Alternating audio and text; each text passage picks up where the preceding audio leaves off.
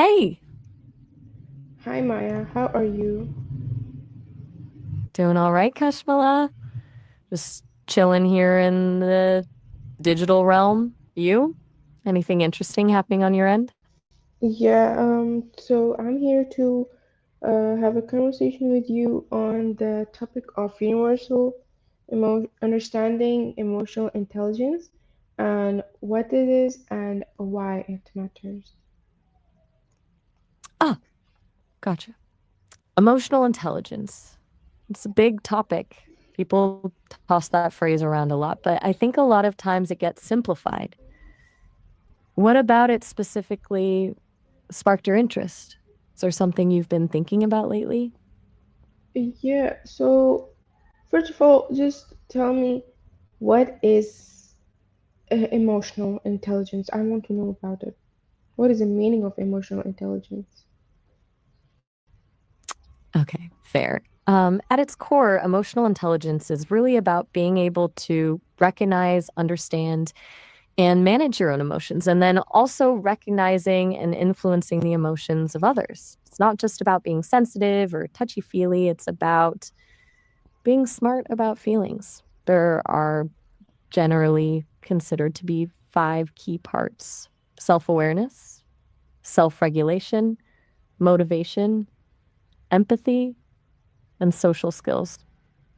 Basically, knowing yourself, controlling impulses, being driven, understanding others, and building relationships. Does that Oh, resonate? yeah. Or are you looking for something more specific? Yeah, Okay. I'm going to ask you. So, why does it matter then? Is that where you were headed? Or is there Yeah, I another was. angle you want to Yeah, explore first? yeah. I was going to ask you a question. The Why is emotional intelligence important in everyday life? All right. It's important because, well, humans are messy. We don't always act rationally. Emotional intelligence helps you navigate those messy situations, both your own and other people's. It impacts everything from how well you do at work, leadership, teamwork, to how strong your relationships are. It's a predictor of success, honestly. People with high EQ tend to handle stress better, communicate more effectively, and resolve conflicts more smoothly. Basically, it helps you not fall apart when things get tough and get along with people while you're not falling apart. Does that make sense? Or are you thinking about it in a specific context like work or personal relationships? Oh, yeah, that is also a good point.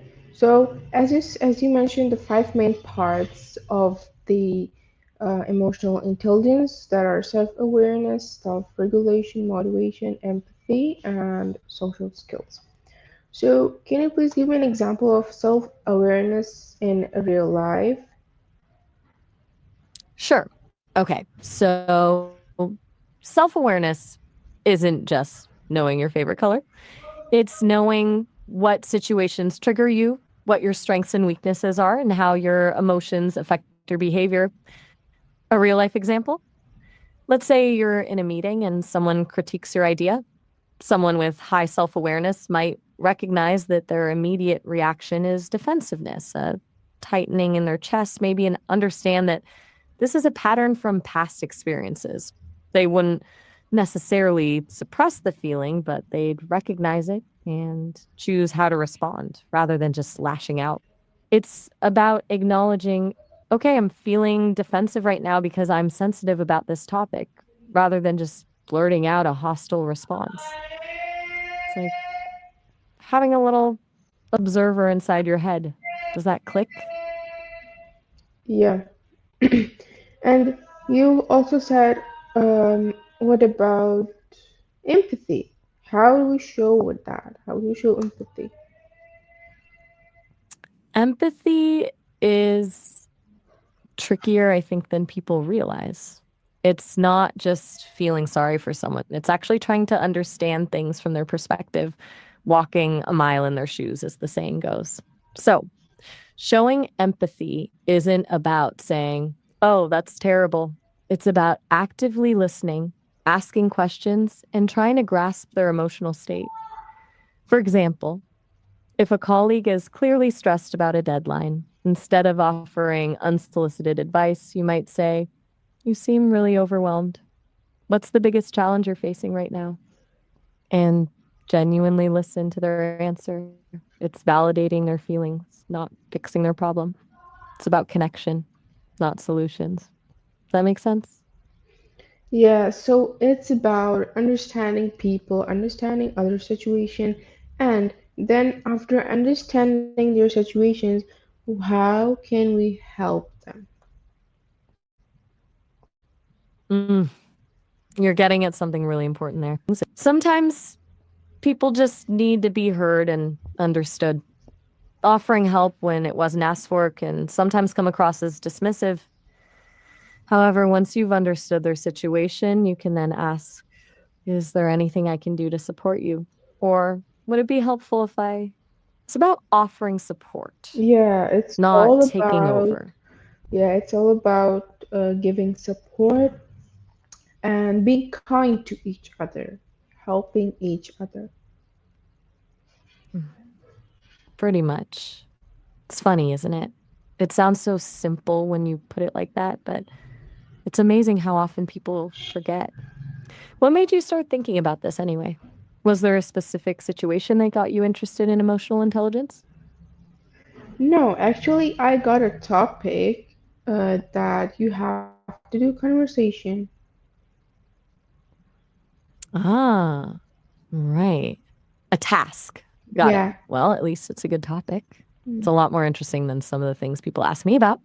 So, mm. we've covered the basics of emotional intelligence, self awareness, and empathy. Is Yeah, there anything specific you want to dive deeper and into, or... yes, the if we talk about all the 5 points and the definition of uh, emotional intelligence. So, how can someone improve their emotional intelligence?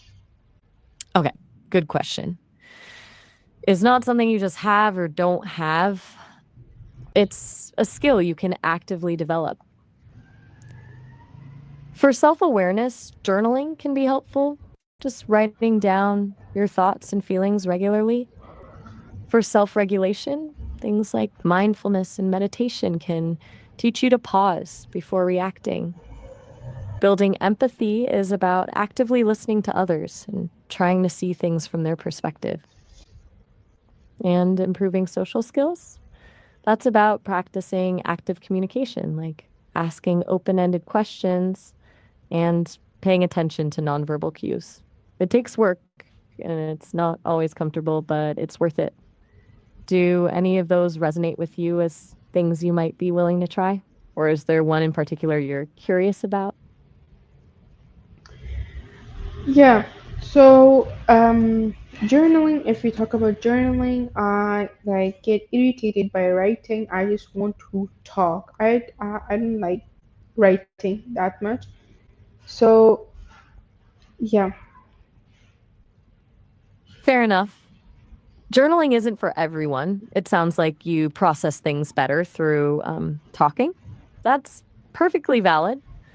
In that case, maybe you could try talking through your feelings with a trusted friend or family member, or even just talking to yourself. Verbalizing your thoughts and emotions can have a similar effect. You could even yeah, record yourself talking if you prefer. There's a lot of ways to work on self awareness, and they don't all involve putting pen to paper. Does that sound more appealing? yeah. And also the emotional intelligence. How does it help in um, school or at work? Okay, so at school or any learning environment, really, emotional intelligence helps with things like managing stress during exams, collaborating effectively on group projects, and understanding your teacher's expectations. It can even help you advocate for yourself if you're struggling with something. At work, it's even more crucial. It's essential for leadership, teamwork, conflict resolution, and building strong relationships with colleagues and clients. Okay. People with high EQ are generally better at navigating office politics and adapting to change. Okay, so can Basically, it helps now, you. okay, so can now we stop because I got to give 10 minutes. Oh, all Yeah, right. we Well, are that was a going to good end 10. this. All right, sounds good. Talk to you later, Kashmala. Thank you. See you later. You're welcome. You too.